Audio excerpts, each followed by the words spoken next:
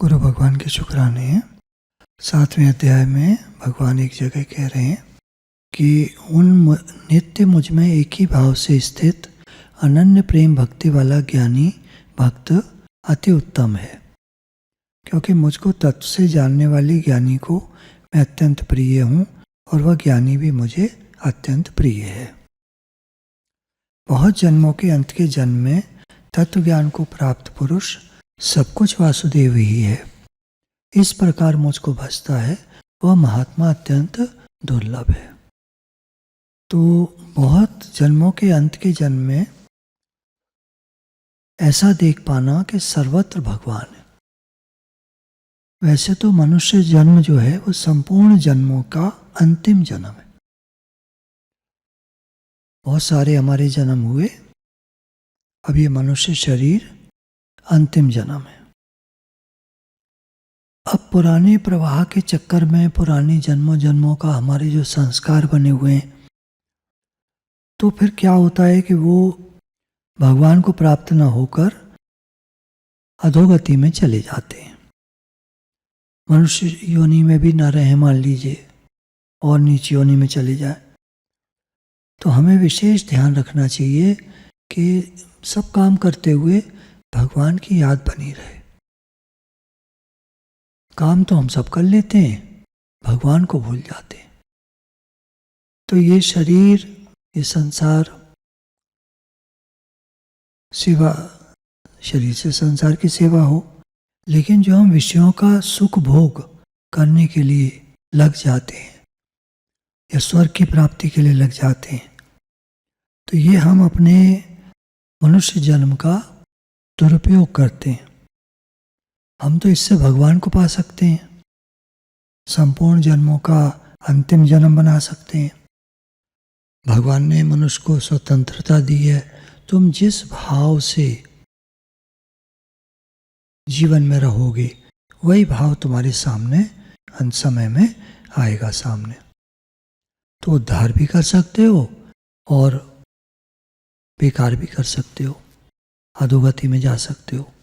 और भगवान ने तो यहाँ तक कहा कि दुराचारी से जो दुराचारी भी खराब अगर कोई है, लेकिन अब वो भगवान में लग गया तो वो अपना उद्धार कर लेता है। अच्छा कोई है, अब वो कोई संसार में लग गया तो वो अपना नुकसान कर लेता है। यहाँ तक कि पाप योनि वाले जो जीव हैं, चांडाल और पशु पक्षी कीट पतंग, अगर ये भी भगवान का नाम सुन लें, हालांकि इनको भगवान की तरफ चलने की योग्यता नहीं होती, लेकिन अगर वो चाहें तो वो भी भगवत प्राप्ति कर सकते हैं। तो फिर हम तो मनुष्य हैं। अब देवता भोग योनि हैं, भोग योनि में भोगों में लगे रहते हैं, तो वो अपना उद्धार नहीं कर पाते। हम भी संसार में आए, भोगों में लगे रहे, तो हम भी अपना उद्धार नहीं कर पाएंगे। इसलिए सावधान, मन को अपने भगवान में रखना है। तो हमें मनुष्य शरीर मिला, जैसे मान लीजिए किसी ने हमें भोजन पे बुलाया, हम आके बैठ गए। अब वो भोजन कराएगा नहीं कराएगा, आसन पे बिठा दिया हमें, थाली रख दी आगे, अब पता नहीं भोजन कराएगा नहीं कराएगा। तो ये हमारी बेवकूफ़ी होती है। भगवान ने जब हमें मनुष्य शरीर दिया है, सत्संग मिला है, गुरु मिले हैं, गुरु को भगवान के इतने शुक्राने हैं, गुरु मिले हैं, और फिर भी हम शंका करते हैं क्या होगा, कैसे होगा, कैसे होगा। अरे बुलाया गया है संसार में तो भोजन तो मिलेगा ही। हमें तो भजन की तरफ ध्यान देना है। हम भजन कर रहे हैं कि नहीं, हम भोजन की चिंता ना करें। पदार्थ आएंगे उनको खा लें, हमारा काम है भजन करने का, साधन करना चाहिए। दृढ़ विश्वास करके भगवान पर साधन करना चाहिए। मैं देखा है अक्सर हम लोग भगवान पर विश्वास नहीं कर पाते, और ये विश्वास की कमी हमारा नुकसान करती है। भगवान कह रहे हैं सब कुछ मैं ही बना हूँ।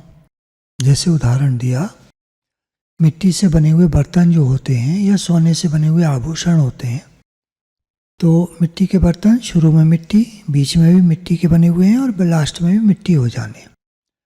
सोने के आभूषण शुरू में सोने से बनते हैं सोने के ही बने हुए हैं और लास्ट में सोना ही हो जाएंगे।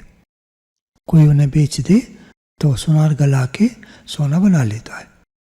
इसी तरह भगवान कह रहे हैं कि संसार में मेरे सिवाय और कुछ नहीं है।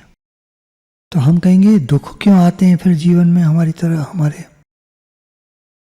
से? अगर सिर्फ भगवान है तो दुख क्यों आते हैं?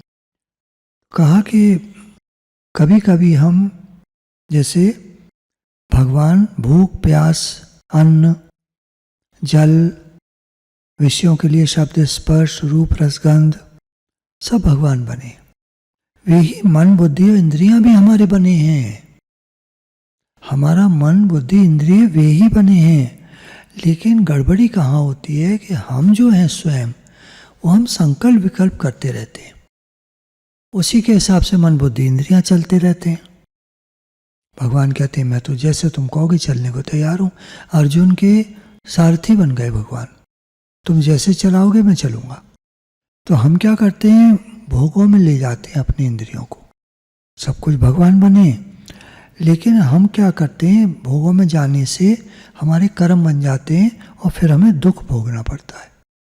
इसलिए मनुष्य को शर्म आनी चाहिए कि मैं भगवान को भोग सामग्री बनाता हूँ। बहुत ज़्यादा भगवान से क्षमा मांगनी चाहिए कि मैंने भगवान आपको भोग सामग्री बनाया, मैं बहुत क्षमा चाहता हूँ, अब ये गलती दोबारा नहीं करूँगा।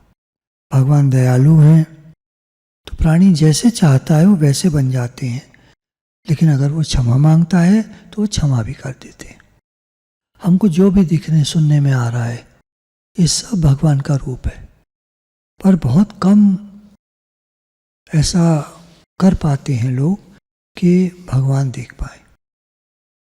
है तो सब भगवान का रूप, पर देखने की बात है।